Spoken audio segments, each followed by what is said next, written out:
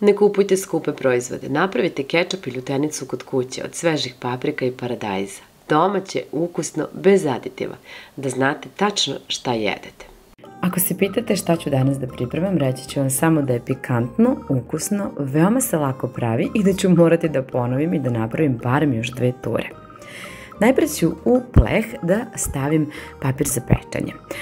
I ovdje sam pripremila oko 1,2 grama, 250 grama crvene paprike.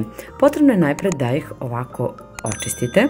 Ja koristim ovu spravicu, ukoliko je nemate, možete to naravno nožem da uradite. Bitno je da očistite ovako iznutra i da posle poređete na ovaj pleh koji ste prethodno pripremili. Naravno, verovatno nema potrebe da kažem da je papriku prethodno potrebno obavezno lepo oprati i osušiti. Kada smo poređali papriku na pleh, stavit ću je sa strane za moment, a sada ću da pripremim i paradajz. Ovo je domaći paradajz, pa vidite i sami kakav je. Skinut ću ove sve oštećene delove, pošto ne želimo njih. Trudit ću se da ne bacim mnogo, već da odsečem samo ono što je neophodno. Preseći ću na pola, a zatim iseći ovako.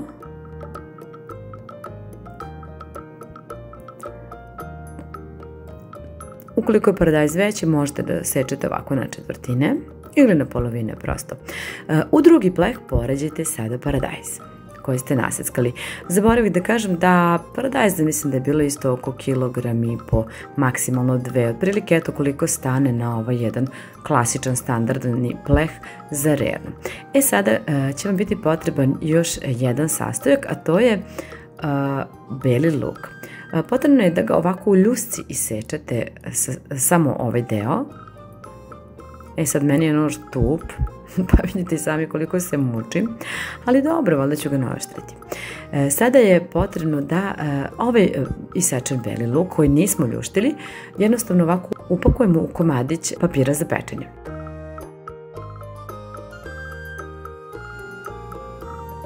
Stavit ćemo zatim taj papir ovako među ove paprike. Rernu sam uključila na 230 stepeni, ona se već zagrejala i sada ću da ubacim paradajz ovako gore, a ispod ću da ubacim papriku.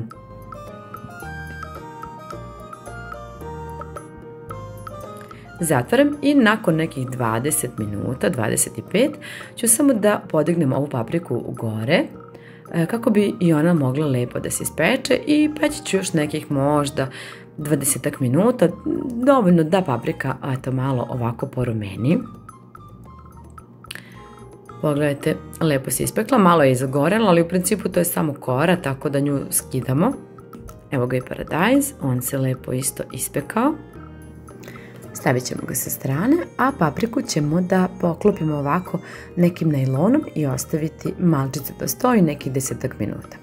Paradajz je sada potrebno staviti u jednu činicu. Pošto je on onako baš pustio vodu, prvo sam krenula da vadim jedan po jedan i onda sam shvatila da je mnogo bolje ovako da uradim, jer ću na taj način da sačuvam i svu ovu tečnost, jednostavno da na mnogo lakši način prosto sve preručim u šerpu. Pogledajte koliko je tu ove tečnosti. Sada ću ovako samo malo čisto da izgnječim paradajz. Njega ćemo kasnije da kuvamo i svakako ćemo ga samleti, ali evo pogledajte. Tegle sam prethodno oprala u mašini za sudove kao i poklopce. Ukoliko nemate mašinu, možete naravno lepo da ih operete dobro i čak još bolje ako uspete i da ih sterilišete. I evo, nakon što su se paprike malčice ohladile, dovoljno da mogu samo da ih oljuštim. Oljuštit ću ih, lako se skida kora.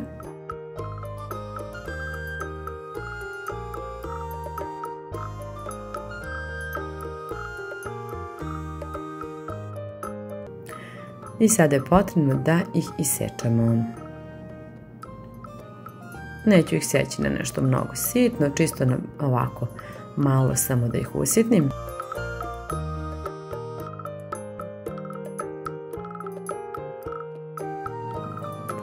Prebacit ću zatim iseckanu papriku u šerpu sa paradajzom.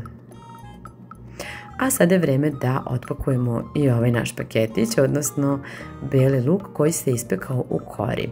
Ovaj beli luk će dati posebnu aromu svemu ovome, odnosno ovom predivnom sosu. Potrebno je ovako da samo istisnete i vidite kako izlazi ovaj beli luk koji se praktično ispekao i pretvorio u pastu. Ali ima specifičan ukus i svi su se oduševili kogod je probao ovaj sos. Sada ćemo da stavimo da se kuva, ali ću prethodno da naseckam jednu ljutu papriku. Ova paprika je baš dosta ljuta i neću da je dodajem celu. Ljutinu je najbolje da sami dodate onoliko koliko vi mislite. Evo vidite, ovoliko sam dodala, praktično celu. Sad je potrebno da uključite da se ovo kuva i kada proključa, potrebno je povremeno promešati i kuvati nekih 10 minuta. Znači ne duže od toga, kuvajte na nekoj umerenoj do jačoj vatri. Sad ću da ugasim ringlu i da štapnim mikserom sve ovo izmiksam, odnosno izblendiram. Pazite dok ovo radite, pošto je sos zaista vruć i nemojte da budete kao ja i da nosite belu majicu dok to radite, jer postoji mogućnost da će vas isprskati sos.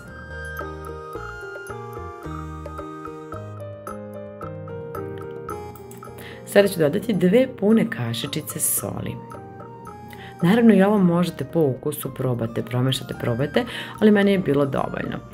Dodat ću 50 ml jabukovog sirćeta i 80 ml ulja. Promešat ću sve, uključiti još jednom ringlu, malčice ovdje jednom proključa i to je to. Ja sam umeđu vremenu još jednom prešla štapnim mikserom da još dodatno usitnim sve, pošto sam vidjela da je ostao komad paprike. I sada dok je sos još uvijek vruć, sipam u tegle, najbolje je postepeno da sipate, ali ove tegle su već još uvijek dosta tople jer sam ih izvadila sada iz mašine za pranje posuđa.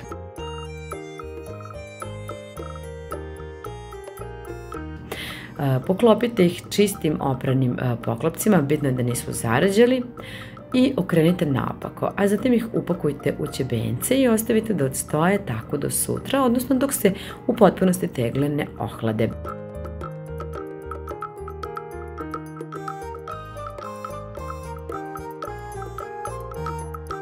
I evo, sutradan tegle su se ohladile. Bitno je da je poklopac ovako uvučen, vidjet ćete i sami da je on onako da je uvučen, to znači da je vakum dobro uhvatio. Evo ja da vam kažem, ovo nisam mogla da otvorim, jedva sam otvorila, što znači da je super uhvatio vakum. I evo, nakon što sam se poslužila i nožem, otvorila sam teglu, a pogledajte koliko je lep ovaj sos i koliko je gust. Nadam se da će vam se dopasti recept. Puno vas pozdravljam, ćao!